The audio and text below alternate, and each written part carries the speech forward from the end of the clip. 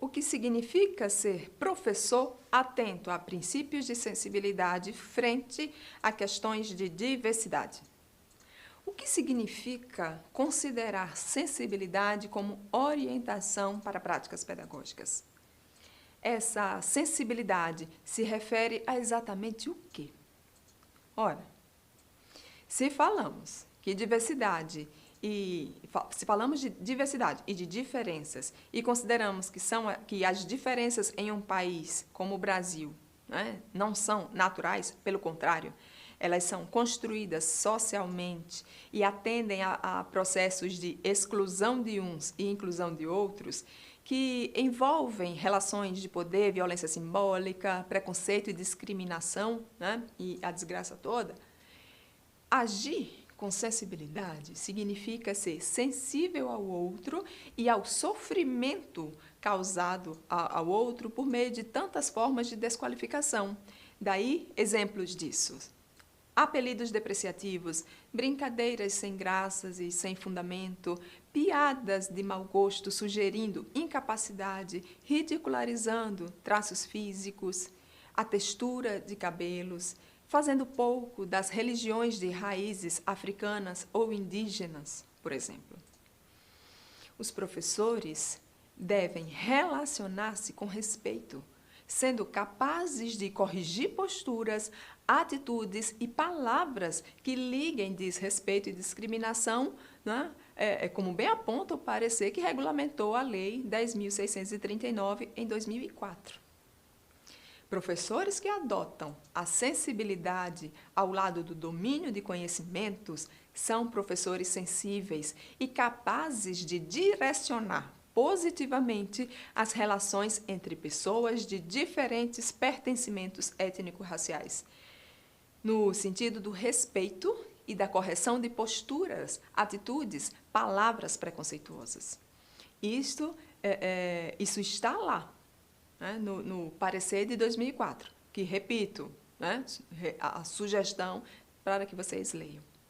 Então, gente, é algo que legalmente já está instituído, mas que ainda, em alguns cenários escolares, não se efetivou.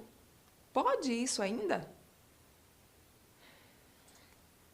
Bom, para termos sensibilidade como princípio educativo, precisa de quê?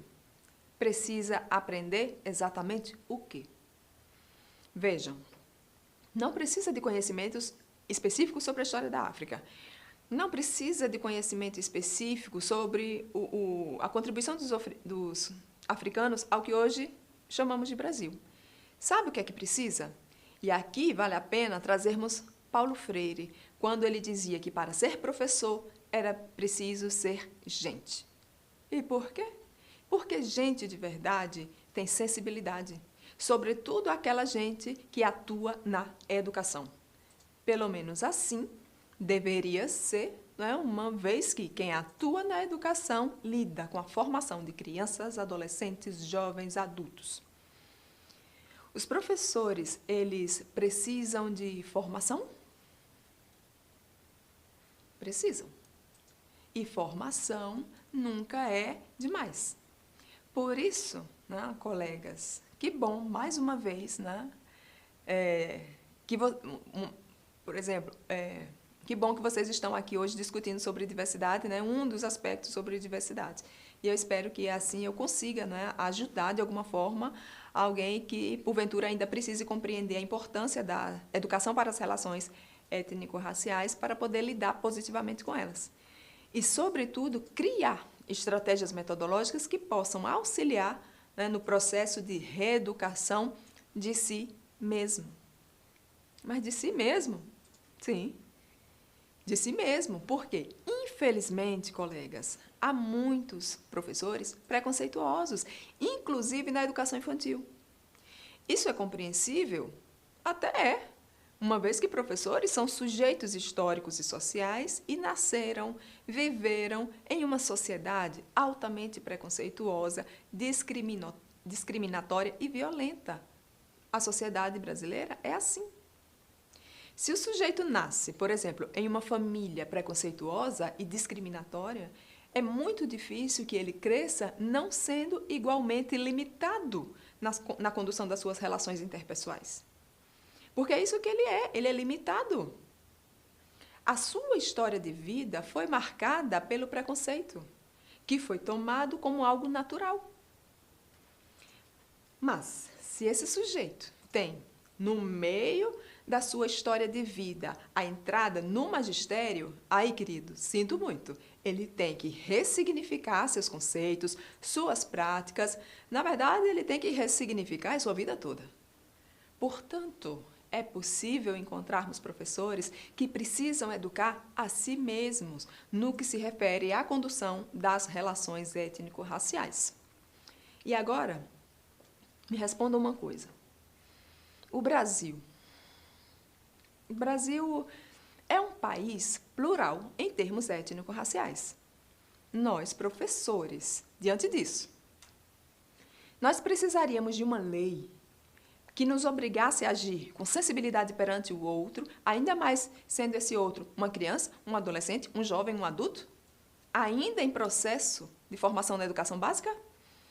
Nós, professores, precisaríamos dessa lei, sendo o Brasil um país plural em termos étnico-raciais? O ideal era que não é isso? Mas a lei veio. E ela veio demonstrar simplesmente o quanto falta de respeito nas nossas escolas. Por isso foi preciso a lei. Ah, mas falta respeito na sociedade. Mas a escola é uma instituição social, logo ela vai reproduzir o que tem na sociedade. Mas nós somos profissionais, intelectuais, formadores. Nós não podemos repetir o que está fora da escola. Nós não podemos repetir o que está no senso comum. Nós precisamos agir, especialmente nesse tema, com conhecimento e sensibilidade. E aí eu lembro de um aluno que eu tive, né, na 8ª série da Escola Municipal Olga Benário, no ano 2000. Era um aluno que era do candomblé. Logo durante as primeiras semanas de docência, percebi que colegas de turma gostavam de soltar muitas piadinhas desagradáveis com ele, porque ele era do candomblé. O bom era que o aluno, naquela ocasião, ele era muito bem resolvido. Tinha uma base familiar muito sólida. As mulheres da sua família eram muito fortes. Eu conheci algumas delas na escola. Elas eram muito fortes, determinadas. Isso repercutia, sem dúvida, na personalidade do aluno, que não se abalava diante das brincadeiras. Que ótimo! Ainda assim, considerei necessária uma intervenção. E como é que a gente intervém em uma situação como essa? Onde há preconceito, onde há discriminação, onde há essas piadinhas sem graça, essas brincadeiras desnecessárias. Primeiro, analisa o cenário e busca se certificar que se aquela sua ação pensada está de acordo com as possibilidades dos sujeitos que dela farão parte. Foi o que fiz. Fui até o aluno e lancei-lhe uma proposta. Disse a ele: você sabe por que os seus colegas estão fazendo isso, não sabe? Sabe por que eles ficam, né, com essas brincadeirinhas ridículas tentando encher a sua paciência? Muitos fazem isso porque são ignorantes. Ignorantes, né? Ignorante que vem de ignorar, ou seja, falta o conhecimento sobre algo, ele ignora algo. Falta o conhecimento sobre determinado aspecto. E esse ignorar, essa falta de conhecimento, por vezes, vem acompanhada de medo desse desconhecido. E isso faz com que as pessoas busquem se defender e o fazem, às vezes, da pior forma, atacando. Então, eles podem até admirar você, porque você é um líder, mas é do candomblé, algo que eles não sabem o que é. Até acham que sabem, mas não sabem nada. Tem uma proposta para lhe fazer. Na próxima aula, você terá um espaço de tempo para falar para toda a turma sobre a sua religião, para falar sobre o candomblé, sem que ninguém lhe interrompa ou venha com brincadeirinhas desnecessárias, porque eu estarei lá. Vai ser na minha aula. Você aceita? Gente, como eu imaginava, porque eu observei, eu analisei o cenário. Como eu supunha, ele aceitou. E ele aceitou e foi maravilhoso em todos os aspectos. A começar pelo olhar. o olhar de espanto de todos os colegas que nunca imaginariam que algo do tipo iria acontecer em sala de aula. Pode até ser que as brincadeiras, né, algumas tenham continuado em outros espaços, né, aquelas brincadeiras desnecessárias, mas eu nunca mais vi brincadeirinhas desnecessárias entre aqueles meninos de mais ou menos 14 anos. Dar voz aos alunos, colegas, é agir com respeito e promover a valorização da diversidade. Só conhecimento docente não vai promover isso. É preciso sensibilidade, que começa no olhar. Olhar os alunos, observá-los e tirar das suas próprias experiências momentos de formação. Agir com sensibilidade seria ser, vejamos, sensível, meigo, amoroso, docinho diante dos alunos? Meloso? Não, tem nada a ver com isso. Sensibilidade não é isso. Sensibilidade, a que nos referimos aqui, vem de princípios da estética da sensibilidade. Apesar da crítica de alguns estudiosos a essa expressão, que eu não vou entrar aqui no mérito, porque isso aqui não é um curso de filosofia e nem de formação política, o que significa estética da sensibilidade relacionada à educação? Considerada para efeito da educação das relações étnico-raciais, especificamente para isso. Significa articulação entre sensibilidade e princípios éticos e políticos relativos à educação.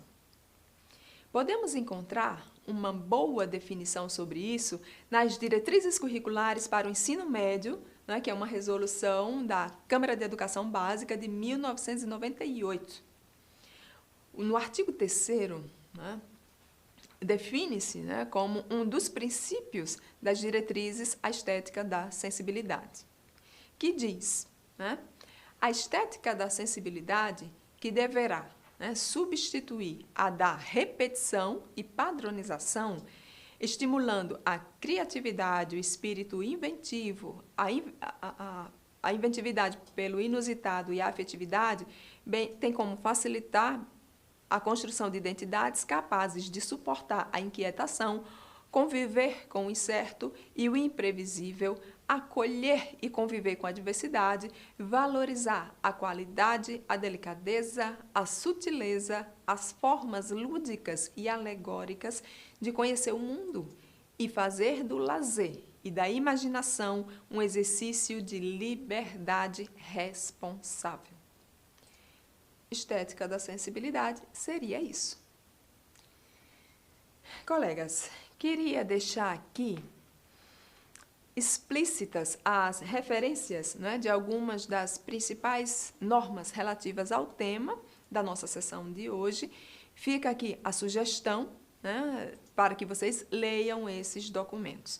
Como professores, precisamos nos apropriar dos textos legais que interferem diretamente no nosso saber docente, até para entendermos o encadeamento da legislação, né, das mudanças que ocorrem na legislação, as permanências, né, também atualmente, né, 2019, 2020, pós-BNCC, nós estamos assistindo aí a algumas mudanças e para podermos compreender essas mudanças, para podermos, então, agir sobre elas, decidirmos o que fazer a partir delas, nós precisamos ler os textos legais, ok?